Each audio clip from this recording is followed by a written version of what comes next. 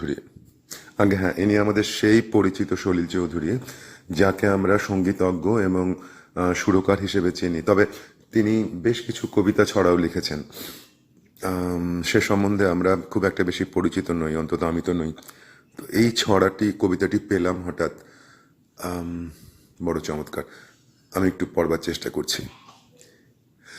পাম্পটা থামলে বুঝলুম পাম্পটা চলছিল, কথাটা থামলে বুঝলুম লোকটা বলছিল, আলোটা নিভলে বুঝলুম আলোটা জ্বলছিল, বরফ জমলে বুঝলুম একদিন সেটা জল ছিল,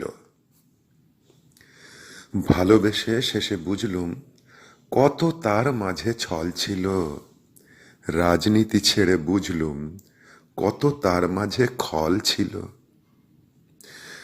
যৌবন শেষে বুঝলুম কতখানি তার বল ছিল, নেশা শেষ হলে বুঝলুম পা দুটো আমার টোল ছিল,